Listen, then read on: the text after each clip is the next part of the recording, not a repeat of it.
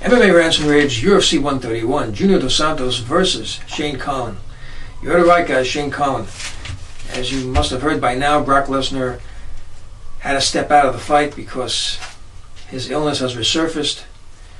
And, you know, really sad to hear that, because he was trying to make a comeback. He was talking about, mentioning about this is another guy who he's facing, well, as far as Dos Santos is, with heavy hands, and he's figuring it out, and he actually was doing a good job as a coach, and now this had to happen. And you know something, I talked about this in my vlog post-fight with the fight against Velasquez, and something just wasn't right about Lesnar. I mean, he came out very strong, and despite the fact what happened in the fight, he just didn't look the same after the initial assault. It looked like his cardio was a factor. Something just was not right with Lesnar in that fight. And it could be it was because of the illness. Was it still there? Maybe now it's progressing more. But something just was not right. And it's really unfortunate. I mean, what was the guy the best? I really do. So where can they find a guy to replace Lesnar, right? A guy who deserves this particular spot. And also a guy as closest to Lesnar. So who better than Shane Carwin, right? Shane Carwin just coming back from back surgery. He's actually going to be ready the time 131 comes around. So he steps in, and now this makes a really intriguing matchup, because the Lesnar Dos Santos was an intriguing matchup, because the question is, was he going to be able to solve the Junior Dos Santos puzzle? Meaning, can you get this guy down and keep him down? Because nobody has been able to do that. And Lesnar actually is the closest threat that he was going to be facing for a guy to get him to the ground, because how big he is, how fast he is, and how good of a wrestler he is. So we know Carwin is also a really good wrestler, not on the level of Brock, doesn't have Brock's credentials, but he also brings something else to the table, and that is lethal, extremely dangerous stand-up. I mean, this is a guy that's been knocking people out with short punches, probably one of the most dangerous hitters in mixed martial arts today. So he brings that, and he's got the ground game, right? He showed some great Greco-Roman skill, too, against Frank Mir. So this is a very well-rounded fighter. And keep in mind, he's not just a heavyweight, he is a super heavyweight like Brock. I mean, this is a guy, I can imagine him walking around at 300 pounds, maybe more. I mean, he's just a huge guy. And, you know, he brings something to the table that nobody in the world that I can think of has in fighting. I mean, he's absolutely huge, has that extremely dangerous power. He may have the largest hands of any human being. I mean, it's just crazy. If you see this guy standing up, you look at the guy, and he's just a huge guy, huge build, massive guy. But his hands are so big, it makes his body look smaller than it actually is. He has like these Popeye-sized hands, but Popeye was a skinny guy. This guy's huge.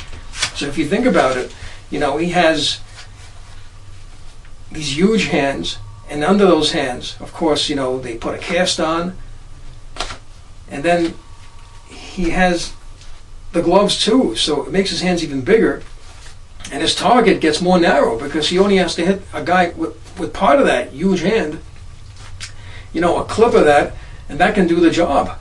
And of course, power comes when you have such big hands like that. And he's got these long arms. You know, the guy is just under 6'2", but he's got an 80-inch reach.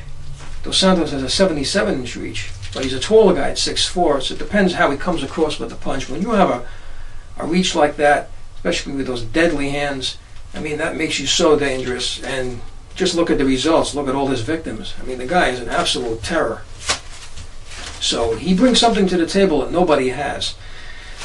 But unfortunately, you know, we can't deny it. He has one issue, and that's the cardio. I mean, we saw he had nothing left in that second round. And that's really what did him in.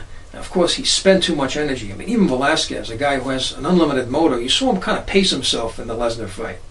You know, he's intelligent. He said, look, I'm not going to, you know, do that if the guy turtles up, which is what happened.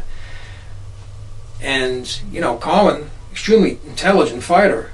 He didn't have the benefit of hindsight. I couldn't imagine anybody taking an assault like that. Let's face it, guys.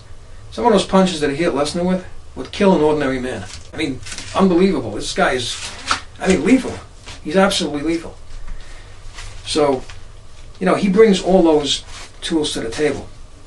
Now, as far as Dos Santos is concerned, I mean, kind of similar. Look at all his opponents. The guy is an absolute destroyer.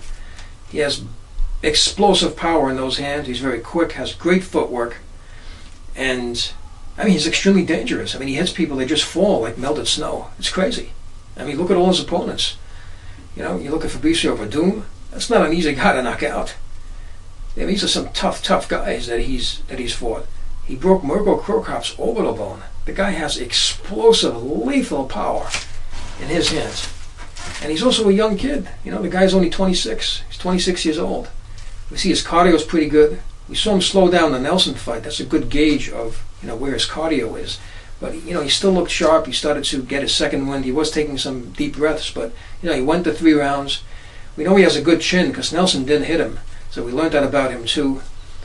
I want to mention Carwin, too. Took a full-blown shot from Gabriel Gonzaga. That's a big, tough, nasty guy. So we know Carwin also has a good chin. So it should be a really interesting fight. Now, as far as where the advantage goes, I would say either or early in the fight because they both have this explosive power. So Dos Santos can end it early, Carwin can end it early.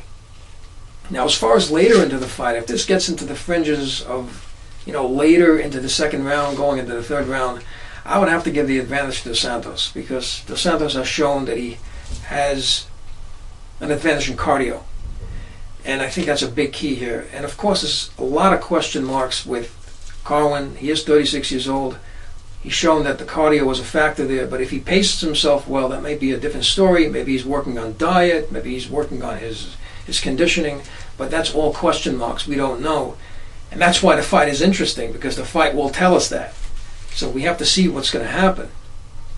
So those things will all be answered fight time. But that's the thing, and of course the back surgery, how will he respond to that? You know, will he be the same as he was before? I mean, that's a serious thing to go through. And then there's ring rust, keep in mind. You know, both of these guys are going to be out almost a year, but, you know, Dos Santos has been very active. He's been on the show, he's been training. You know, when you have back surgery, you really can't do any training until you're cleared to do it. So I don't know how long he's been training. That's another question mark that's involved here. So, you know, Junior Dos Santos, less question marks, Carwin more. So as far as the fight, you know, I think that it kind of benefits Dos Santos, I think, much later in the fight. I think that's his best chance. Early in the fight, I think Carwin may have a better chance because I just think he has that explosive power. Despite the fact that Dos Santos has explosive power too, Dos Santos doesn't knock guys out with short punches. You know, that's crazy. And then there's another thing to look at here. I think early in the fight you might see Carwin coming in, maybe doing some Greco-Roman. I mean, what he did against Frank Mir was a brilliant strategy.